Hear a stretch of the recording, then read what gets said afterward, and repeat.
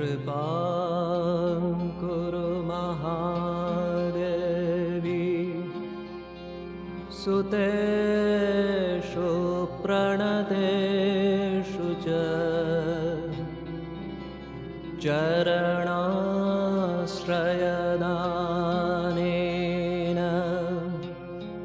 कृपामयि नमोऽस्तु ते लज्जापटावृते नित्यं सारदे ज्ञानदायिके पापेभ्यो नः सदा रक्ष कृपामयि नमोऽस्तु ते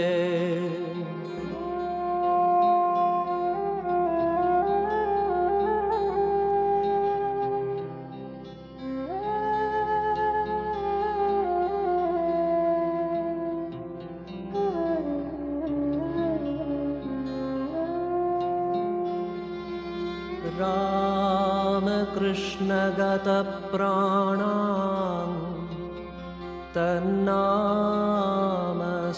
तन्नामश्रवणप्रिया तद्भावरञ्जिताकारां प्रणमामि मुहुर्मुहुः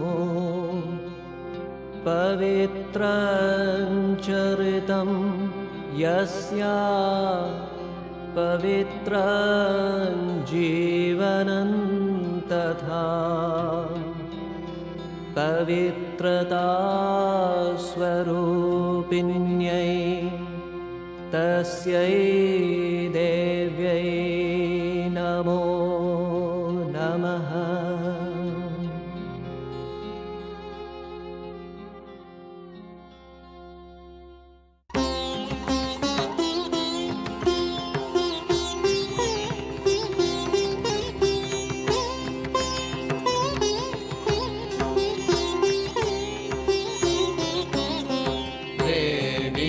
प्रसन्ना प्रणतार्तिहन्त्रे योगेन्द्रपूज्या युगधर्मपात्रे देवीं प्रसन्ना प्रणतार्तिहन्त्रे योगेन्द्रपूज्या युगधर्मपात्रे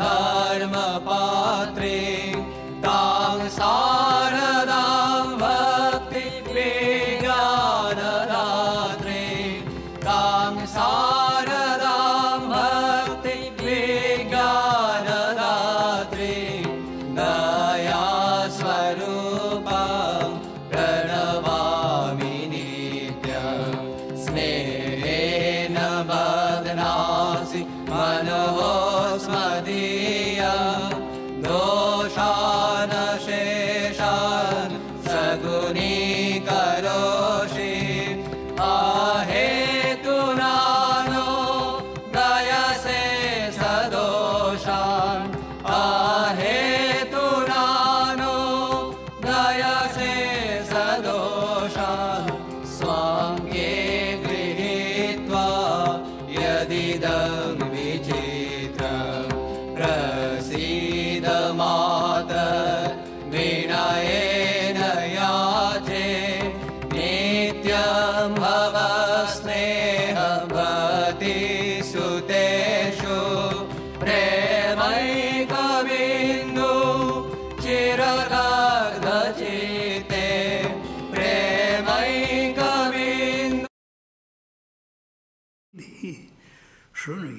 शृणुयामदेवाः भद्रं पश्येमाक्षभिर्यजत्राः स्थिरैरङ्गैस्तुष्टुवागंसस्तनूभिः यशेमदेवहितैयदायुः. May we hear with our ears what is auspicious. May we see with our eyes what is auspicious. May we enjoy with strong limbs and bodies the life allotted to us.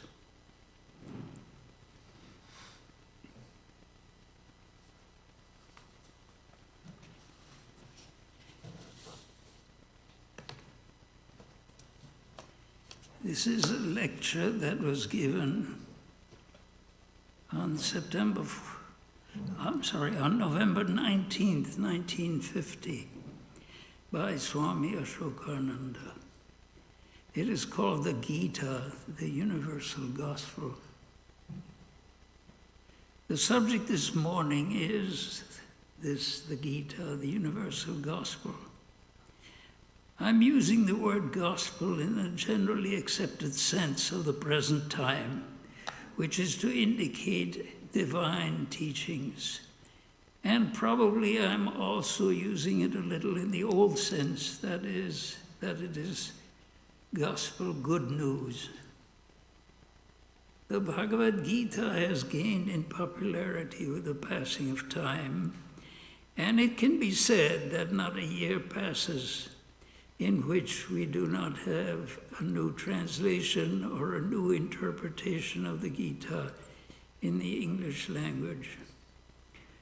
Why do you think has this particular text been taken out of the vast content of the scriptural books of the Hindus to be accorded such veneration? There must be very good reason behind such popularity. As far as India is concerned, certainly the Gita has been gaining in greater and greater repute. It has been, the other day, in an American book, it appeared that its popularity has been enhanced in India by Mahatma Gandhi's adherence to it. That is only partly true, because I know long before the Mahatma appeared on the Indian political scene, the Gita was studied all over India with great application, particularly in certain provinces. As a matter of fact, in the early decades of this century, the influence of the Gita was acknowledged to be behind even the nationalist movement. Even the British government blamed the Gita for supporting the revolutionary ideas of the Indian nationalists. But we need not look to any political doctrine for the popularity of the Gita. Truly speaking, this popularity, one could say, is somewhat puzzling. You see, the Gita is not, first of all, a philosophical text, though to call it merely a book on ethics, as some people have done, is to minimize its philosophical and metaphysical importance. Still, it is not a clear philosophical text. And you would think that modern people who are so much governed by reason and judgment and the scientific attitude towards everything else would expect this same rationality demonstrated in the text of the Gita. Although the Gita is rational, there are not many philosophical arguments given to justify its thesis, nor is the book highly organized. I'm quite sure that many of you would arrange all the verses of the Gita on the basis of a better, certainly a more apparent system. There are repetitions, there is overlapping of topics, and yet as you read this book, it leaves upon your mind an impression which is not only spiritual, but highly satisfying. And it leaves a great sense of harmony in your mind, so that after you have finished studying it, you feel you have studied truth in its universal character. Certainly you have received enough of the truth to fill the cup of your spiritual longing. And this satisfactoriness, I think, is one of the great secrets of the charm of the Gita. Now here, I think I should tell you something of the historical background of the Bhagavad Gita before my remarks can become intelligible. It is well known that the Gita forms part of the great Sanskrit epic called the Mahabharata. There is a statement that the Mahabharata was once made up of 6 million verses. Just imagine this. But now some parts have been lost and it has been reduced to about 100,000 verses. That is something because of which Hindus have regarded it so highly, and even non-Hindus have been appreciating it more and more as time is passing, particularly in the modern age, as it is being translated into many European languages. It is certainly being much appreciated. I have said that it is part of the Sanskrit epic called the Mahabharata. Some scholars, however, have maintained that the Gita was composed independently of that epic, and then in some ancient past, someone interpolated it. Of course, the majority of scholars do not accept this view. They see no reason why the Gita ought not to have been there from the very beginning. You see, if you read the old Sanskrit books, you very easily get reconciled to their loose plan. They want to inculcate as many stories, they want to include as many stories, all of them, of course, carrying a moral, and as many philosophical discourses as they can. Just as you find some plants in the garden burst into innumerable blooms until the whole tree becomes covered with flowers, any place, any branch in the tree is enough for a flower to burst forth. So these ancient Sanskrit texts used any occasion to burst out into a philosophical discourse or a story of a saint or a sage. You see, these books were not meant to be chronicles of ordinary events. All around us, we have enough ordinary things happening without giving us any kind of real uplift. If something is to be recorded, it should be recorded for a certain ethical or moral purpose. The writers of these books, therefore, always embellish their tales with moral and spiritual discourses, and the Gita must have been one of these. It is enough to say here that there is general agreement that the Gita was an integral part of the Mahabharata and not an interpolation. Now, this particular war that is described was known as the Kurukshetra War, and it took place between two branches of the same royal family, which were known as the Kurus. One part the Kurus and the other part the Pandavas. The Kurus, sons of the blind king Dhritarashtra, were 100 in number, and the Pandavas, there were only 5. These Pandavas were the sons of Dhritarashtra's younger brother Pandu, who himself was blind. Each branch had a separate kingdom, and as the Pandava brothers began to prosper, the Kurus became very envious of them. So they concocted a plan for depriving the Pandavas of their kingdom. They invited them to a game of dice.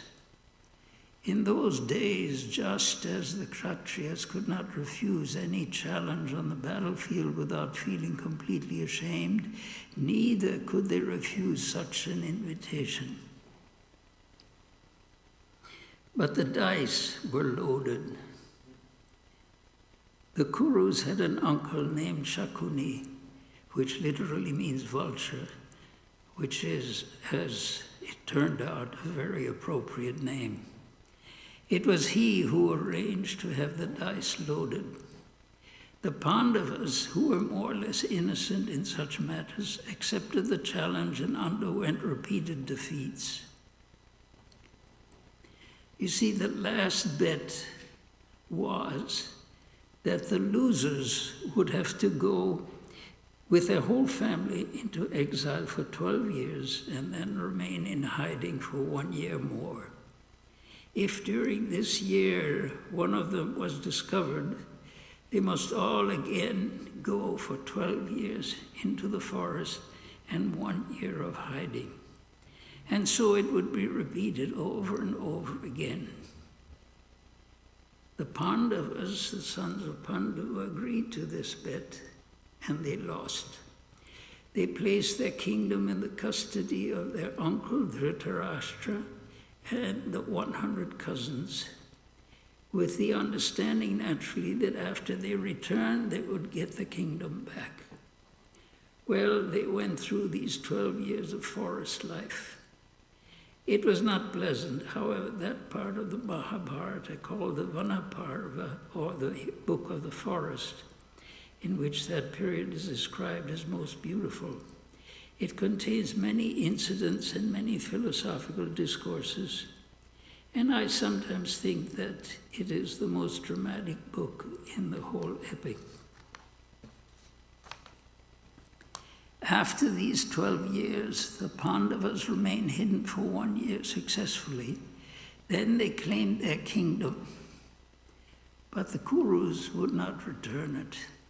There were lengthy arguments between the two parties, and Sri Krishna, who was looked upon as an incarnation of God even in his own lifetime, and certainly as the most powerful personage in contemporary India, most wise, most worthy of respect, Sri Krishna interceded in favor of the Pandavas with the blind king and his 100 sons. They would give up nothing, they said. They would not negotiate. As a matter of fact, they thought of killing the ambassador Sri Krishna himself, which was an unheard of thing even in those ancient times. Sri Krishna asked at last, give them only 5 villages, 1 for each of the brothers. Let there at least be a token repayment, so that the code of justice will be observed, at least symbolically. But the Kurus refused. So Sri Krishna returned to the Pandavas and said, there must be war. Because if you submit to this injustice, thereby injustice will prevail in human society, and the whole texture of life will be torn to pieces. That would be a great sin, and it cannot be allowed. So the Pandavas decided on war, and then both sides sent out invitations to every king and prince of India to come to their aid. All of them ranged themselves on one side or the other, and the two vast armies met on the battlefield of Kurukshetra. That is the setting of the Bhagavad Gita.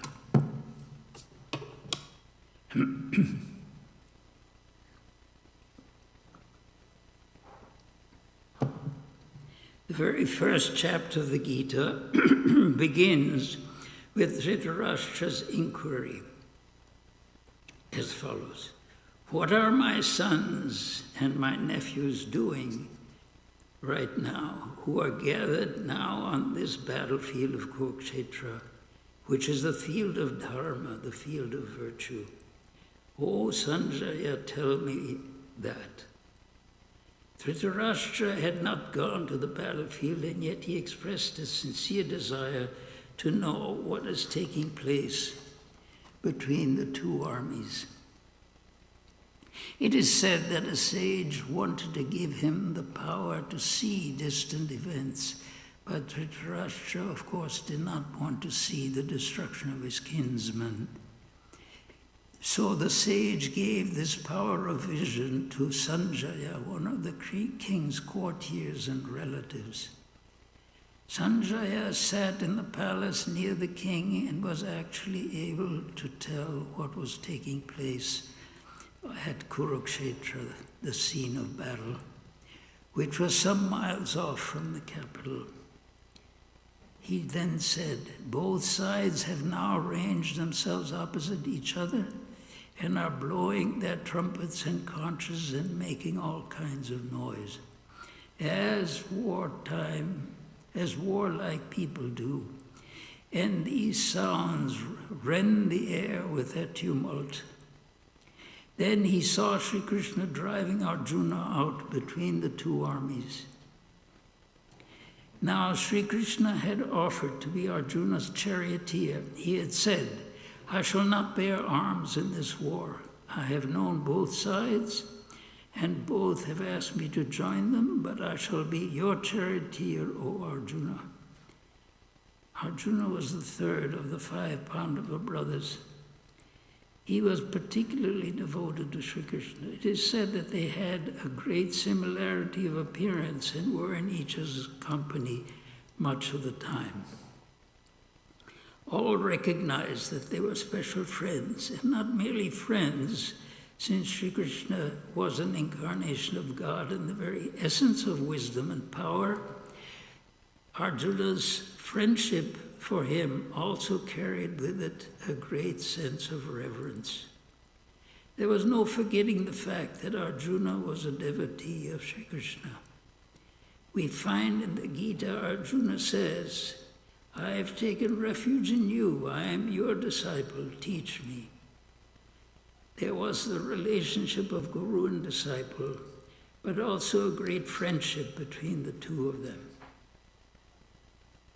When the trumpet sounded, Arjuna said to Sri Krishna, "O friend, drive this chariot between these two armies. I want to look at those who are ranged on the two sides." And when he was driven to the middle of the field and looked at the warriors, he saw many who were his kinsmen on both sides. Suddenly, as you know, a great grief seized him. His body perspired and his mouth became parched, his eyes filled with tears, his body shook, and the weapon fell from his hand. He said, "I won't fight. I do not find it in my heart to kill all these people for whom, actually speaking, we are seeking this kingdom." People want to enjoy the prosperity that comes from the kingdom with their kinsmen and friends. What is the sense of gaining a kingdom by killing those very people? Well, so there was Arjuna, just sunk in grief and misery and despair. He not only spoke of his mental condition, but also of the evil of war. And you know, many of us would agree with him. But Sri Krishna, when he saw Arjuna's state of mind, told him that he was behaving like a timid person. He said, "O Arjuna, give up this unmanliness. Stand up and fight. Kutastva kashmalam idam vishame samupastitam." The very words inspire energy and fervor. Where comes this mean faint-heartedness? Now, one of the arguments Arjuna gave for not fighting was an argument which has always impressed the Indian people, and it should impress all people. It was that war brings a degradation of morality. Whenever there is a war, many people are killed, particularly the young. As a result, culture is degraded. Thereby, the whole country suffers. Now that this is one of the consequences of war is well known.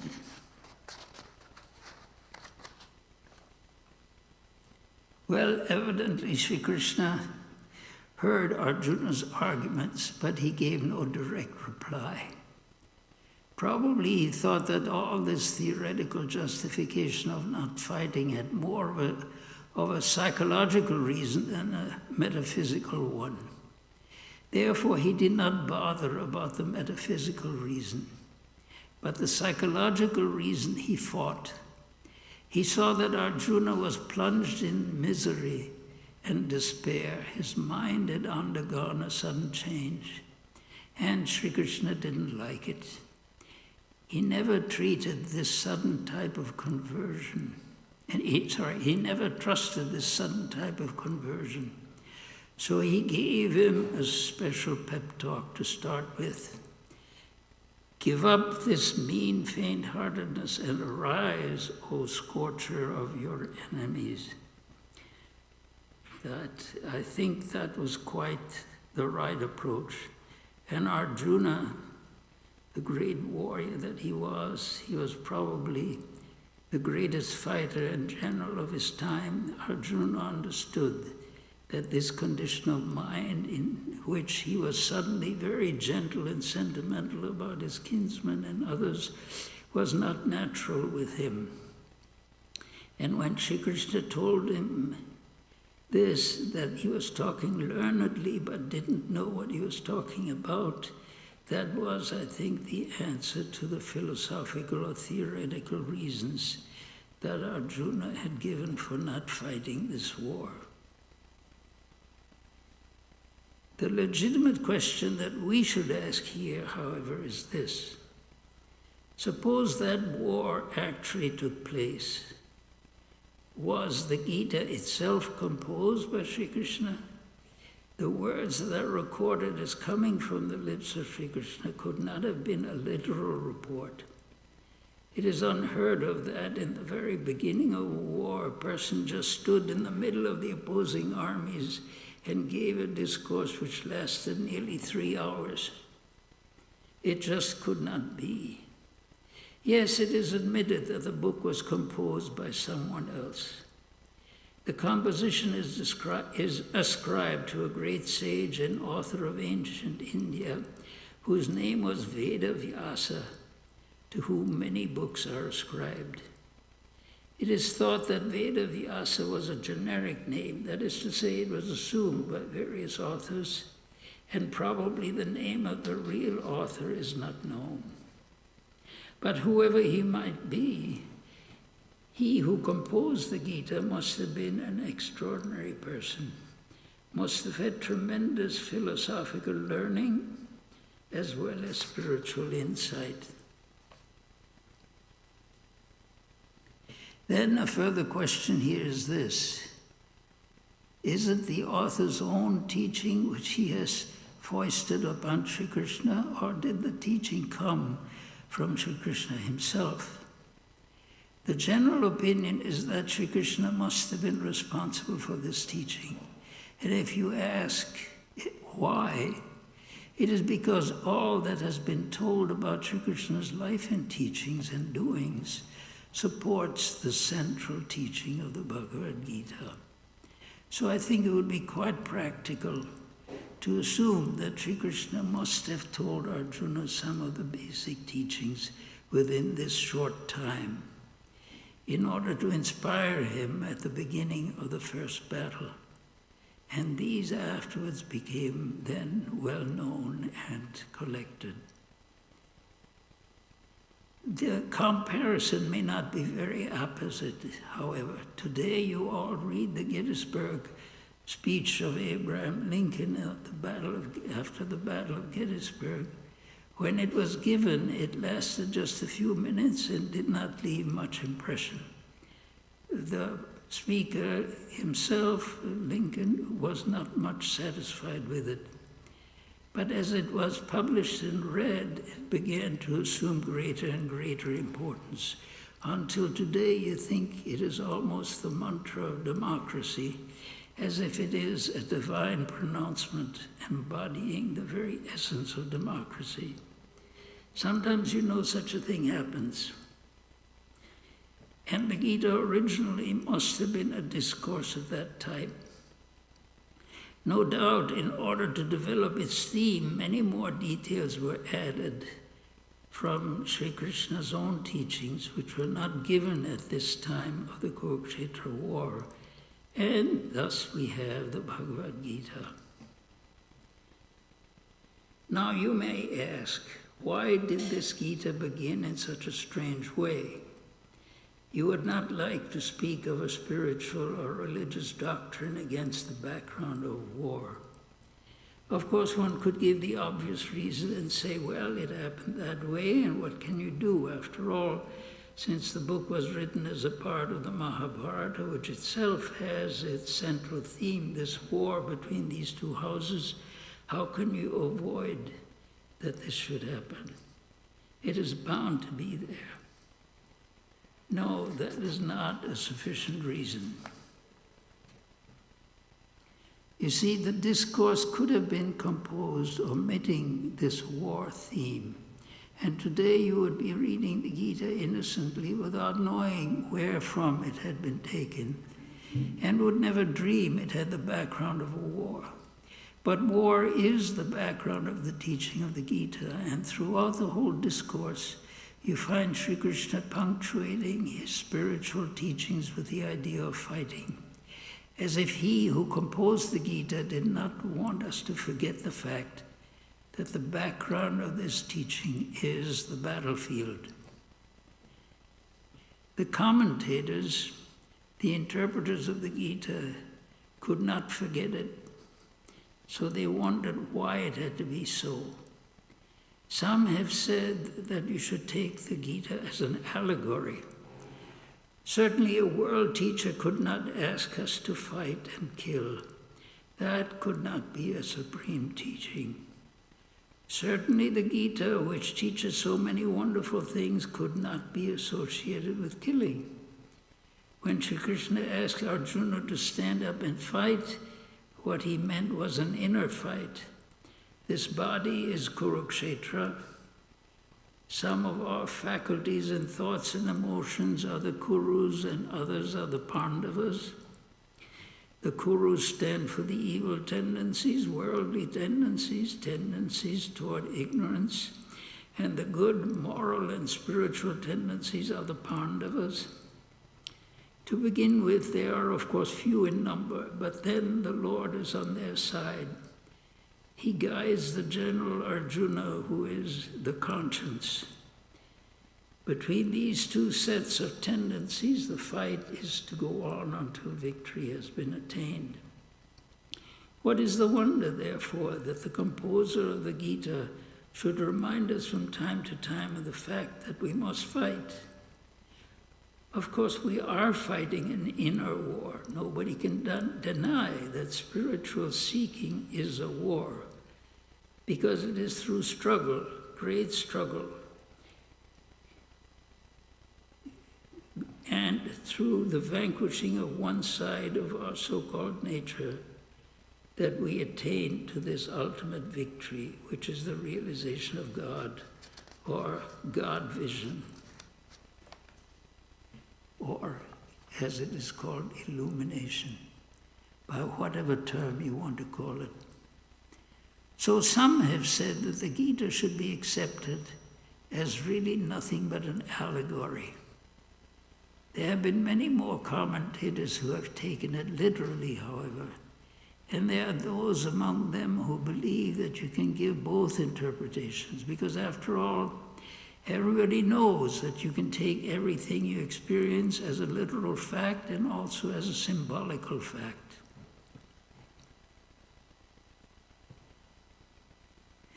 We know that all the facts we experience have many shades of symbolical significance, so they do not see any contradiction between these two interpretations of the Gita. At one time you take it in a literal sense, at another time in a symbolical sense, and thereby you get two meanings, and therefore the two stimuli for your upliftment. But if you want to be very intellectual and definite about it, you will wonder what the writer of this book had in mind. When Sri Krishna is supposed to have asked Arjuna to take up his arms and fight, are we to take it literally for ourselves? It makes a tremendous difference which way we are to take it, particularly in the situation that prevails today. Now, I should say that most of the commentators have said that it is to be taken literally. And if you ask me, how can a philosophical or spiritual teaching begin with such an essential relationship with war, then my answer to that is, as I shall indicate to you, and as those of you who have read the Gita already know, the Gita was a book meant for all, not just for a handful of people who lived a spiritual kind of life. That life was not the background, that was not the atmosphere of the Gita. And here is one of the reasons why the Gita can be called universal. It was meant for all people. Universality implies that much, that everybody could come to the teaching and get what he wanted.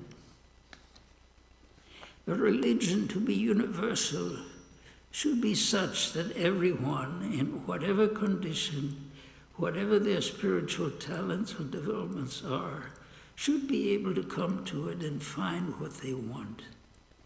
They should find not merely what they want now, but as they progress by following that religion, they should find in its teaching help for their future progress. This would be called a universal religion. And you see, when you look for this as one of the elements of the Bhagavad Gita, the very first thing that comes to your mind is that for all of us, or if you want to say so, for the vast majority of us, our spiritual life is a battle. It is a struggle. Each one of us has to be a soldier, first of all.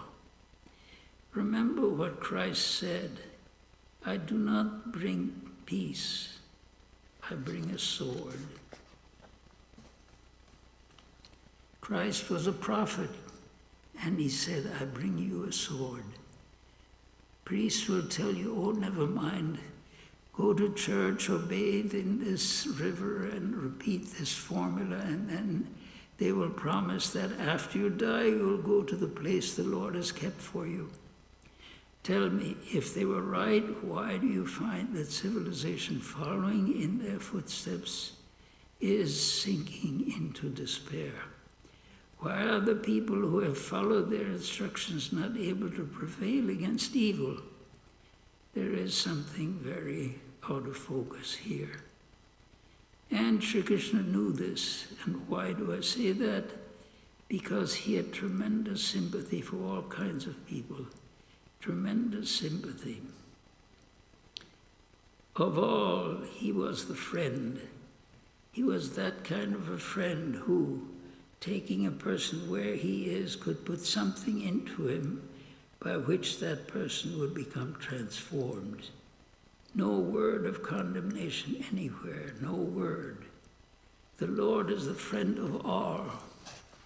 We do not have to fear him. Fear of God is not the beginning of wisdom. And if you want to say so, it is possibly only the very beginning. As long as that fear is there, you cannot proceed very far. So, you may be a good person in the eye of the common person, but in the eye of God, you are still far, far off. He is our eternal beloved. He's the very soul of our soul, the very breath of our breath. Why should we fear God? So Sri Krishna is the closest to us all. Everybody was Sri Krishna's own, and Sri Krishna was everybody's own. And yet he said to everyone, you must fight. Just as he told Arjuna, Partha, that is Arjuna, do not be a coward. So he is telling each one of us also. And just as from time to time he reminded Arjuna that he must fight, so he is telling us, yes, take up arms, be free from this fever and fight. You know, when we become timid and begin to feel nervous, we have a fever in our mind and body. And he said, be free from this fever and fight. This is just the beginning. Nevertheless, to set this choice for one and all, the Gita had to give that kind of example. Take the teachings of other teachers. They will tell you, give up all these things. This life is all unreal. Of course, this is unreal. This would not last long. Everybody knows it. But most people will say, I cannot give up everything. I'm held here. I'm in the world. I have relatives and I have duties and to do for them. I further think that I'm responsible for my neighbors. I think of my own country. I think of humanity. I just cannot give up my infinite number of duties without feeling like a coward, a deserter. I cannot do it. Sri Krishna is not asking us to do it. He says, do your obligatory work. It is better to work than not to work. That was Sri Krishna's teaching. And you see, here comes the element of universality, because it applies, as I said, to almost all of us. Sri Krishna said further by implication that even if you give up the world and become a monk, as so many religions have taught, you still have to act. Christianity was the religion of monks and not of common people to begin with. Read Christ's teachings. By following them, you could not live in the world, you could not have families, you could not have sons and daughters, you could not earn a living. Whatever you want, whatever you get, you are to give it to the poor. You could not bring it to your family. Where did Christ say that you are to save for tomorrow? No, that was a religion. His was a religion for monks in the beginning. Buddha's teaching was the religion for monks. To Hinduism too, we have teachings that were essentially meant for those who recognize that this world is nothing, and therefore to serve it, to do anything for it is useless. The only thing is to put it aside, leave it behind. Christ said, let the dead bury their dead, do thou follow me. This is dead. Let those who want to remain dead take care of the dead, you follow me. Many religions and many teachers have talked like that, but Sri Krishna did not. And so there again is an appeal, you see. Now then we come to the teachings that he gave to Arjuna, who at once becomes a representative of the average person. He is no longer just the third of the Pandava brothers, the commander-in-chief who had to be activated to fight this war. But Arjuna becomes a representative, our representative, no matter in what stage we are. I may be a very low person, you may be a very advanced person. Each of us will find in Arjuna his own representative, receiving teachings from Sri Krishna which will help him. I, who am in a low stage of development, shall find what I want, more than what I want, for the present time and for the future. You who are highly advanced will also find what you want. As Sri Krishna speaks to Arjuna, we also, listening through the ears of Arjuna, will hear the very teachings we need.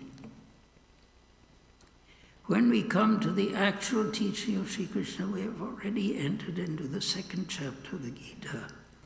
Every chapter of the 18 that compose this book is called a yoga. And the second is called Sankhya Yoga. Second chapter is called Sankhya Yoga.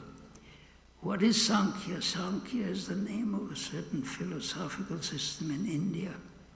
And so some people have been confused, thinking Sri Krishna was teaching that philosophy here. But in the Gita, the word Sankhya means knowledge, jnana. And Sri Krishna is beginning his teaching by laying down the fundamental principles of jnana yoga. You are told what you really are, that you are divine in nature and nothing can taint you. This is Sankhya Yoga, the path of jnana. Then, having established the nature of the self, Sri Krishna lays down the path of karma yoga, duty for duty's sake, with no desire to enjoy the results. You have the right to action only, not to the fruits thereof, he tells Arjuna. In the first chapter, Sri Krishna has presented the most serious circumstance in which one would have to perform one's duty. If this book was to help everyone to grow and to find spiritual knowledge, he had to take it up in the most extreme and difficult case imaginable. Then in the second chapter, he shows how duty is to be performed as karma yoga. Sri Krishna's advice here to all is that once it is clear to you what your duty is, however terrible its effect must be, do it with detachment.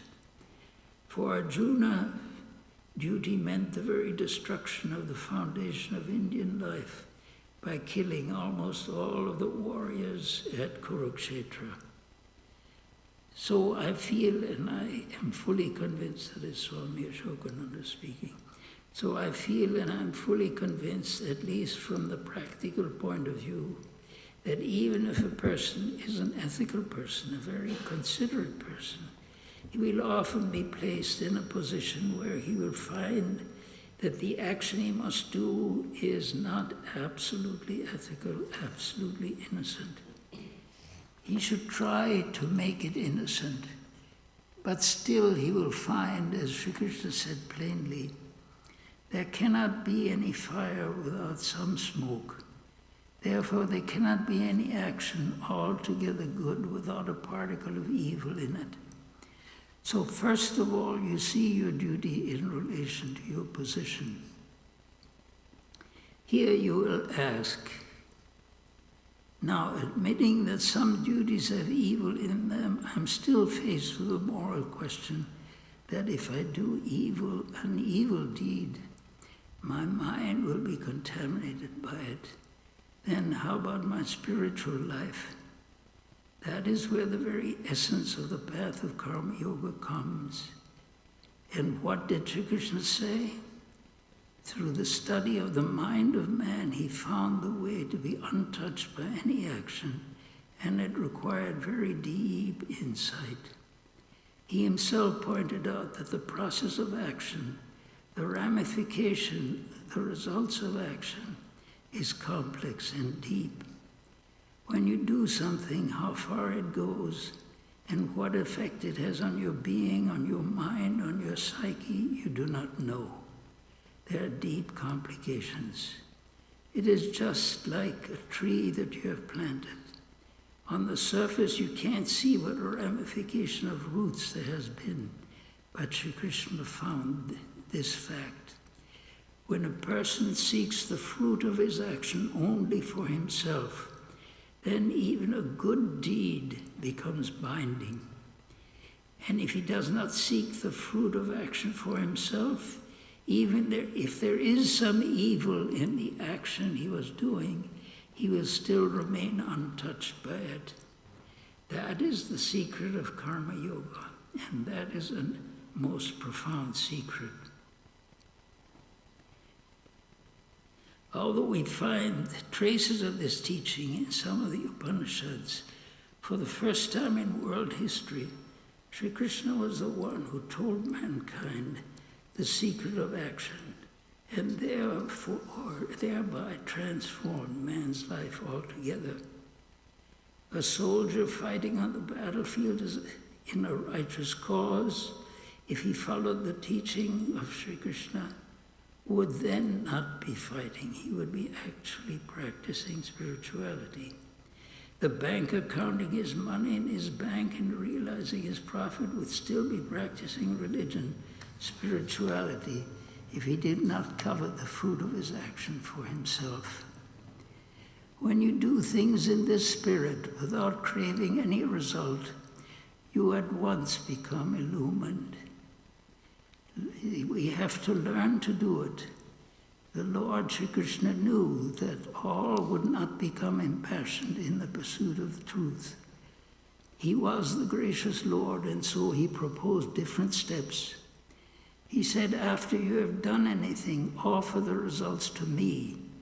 Offer your action to the Lord. You may have forgotten in the course of doing these actions that you are really not craving for the results. All right, start this way. Don't keep anything for yourself. Offer your work and yourself to the Lord. Afterwards, you'll find the Lord himself is working through you. Afterwards, you'll find nothing arises from you yourself, The source of things is much, much deeper than this I of yours. This I is a superficial thing. Everybody knows it. Even the egotistical person knows it. This I, this ego, is nothing. It is a humbug. The real self, which I am, is much, much deeper. That self is one with God. And you find everything arises from that depth.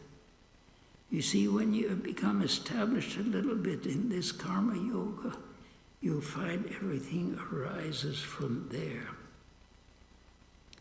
Now, even if you practice even the thousandth part of this great teaching, just consider what will be the status of the community.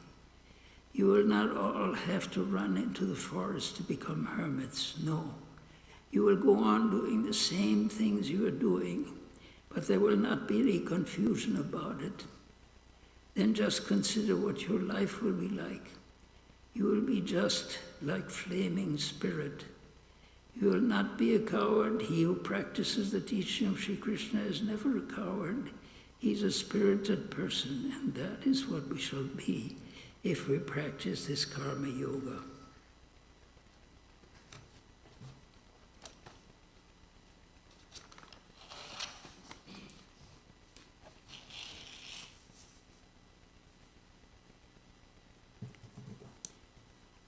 This lecture was given by Swami Ashokananda on November 19th, 1950.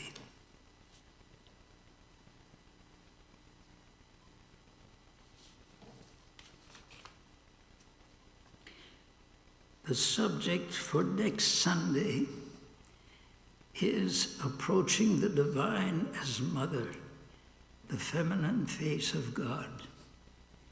This talk will be given by Swami Tattvamayananda. Child care is provided during our Sunday lectures. On Sunday evenings, Swami Tattvamayananda holds an online class at 6 p.m. on the foundational texts of Indian philosophy. The online class will begin next Sunday, September 21st. The Zoom and YouTube links are available on our website's homepage, as well as in the monthly email bulletin. On Wednesday evenings, we have Vespers with meditation at 7:30 p.m. in this auditorium. On Friday evening, Swami Tattvamayananda holds a scripture class in the Old Temple at 7:30 p.m. Please use the auditorium entrance on Filbert Street. Shankaracharya's Viveka-Churamani is the current text for study. This class is also streamlined. You and your friends are cordially invited to attend all of our services. After the lecture, there will be a question and answer session in Vivekananda Hall, and all are welcome. I should also say that this lecture of Swami Ashokananda's that I was reading goes on quite a bit more. In those days, the Swami would give extremely extended lectures, but we can't possibly follow that much of his example.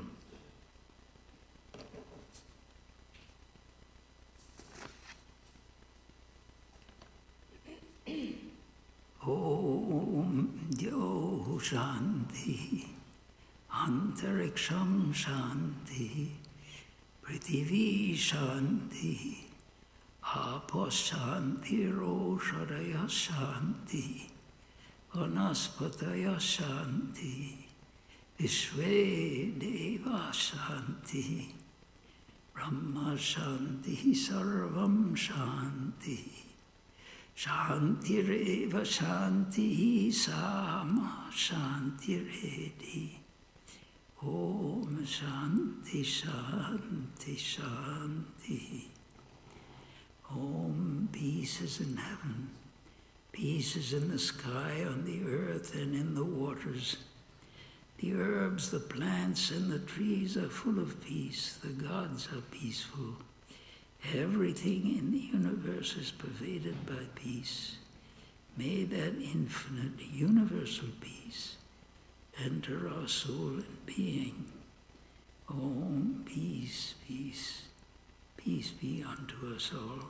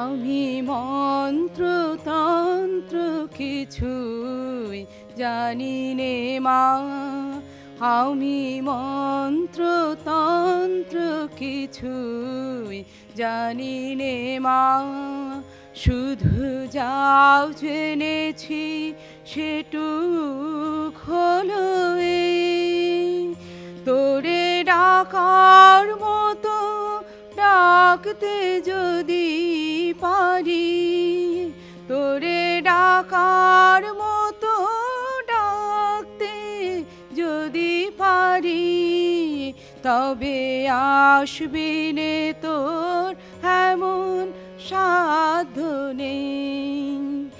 আমি মন্ত্র তন্ত্র কিছুই জানি নে মা,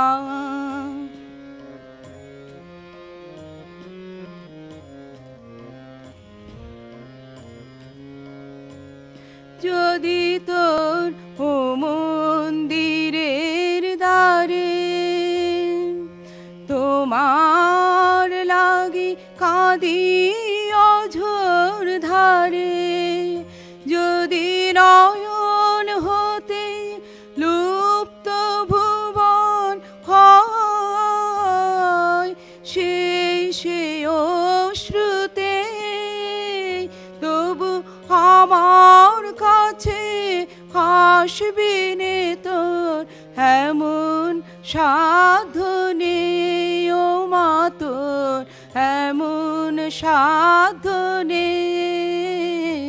আমি মন্ত্র তন্ত্র কিছুই জানি নে মা,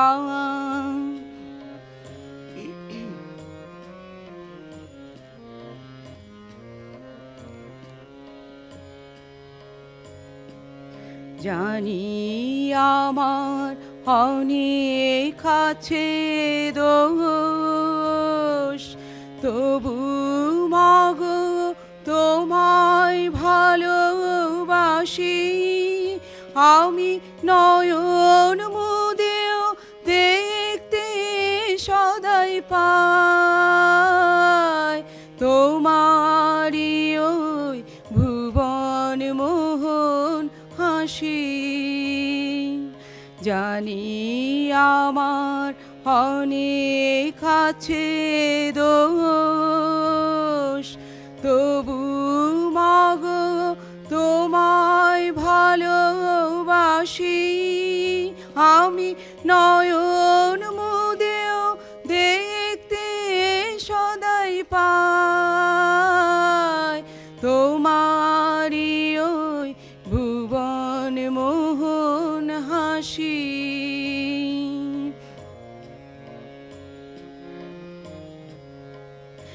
আমি যা করি মা সবই তোমার কাজ, আমার বলতে লাগে লাজ, যদি সকল ছেড়ে ঠাই চেয়েছি চরণ তাওলাতে, তবে চিরজীবন রইবে দূরে এমন সাধ্য নেই ও মা তোর এমন সাধ্য নেই।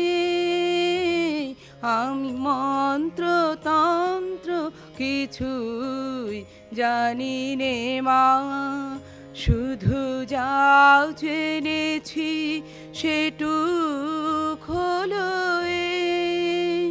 তোরে ডাকার মতো ডাকতে যদি পারি, তোরে ডাকার মতো ডাকতে যদি পারি, তবে আসবি নে তোর এমন সাধ্য নেই। আমি মন্ত্র তন্ত্র কিছুই জানি নে মা, আমি মন্ত্র তন্ত্র কিছুই জানি নে মা, আমি মন্ত্র তন্ত্র কিছুই জানি নে মা।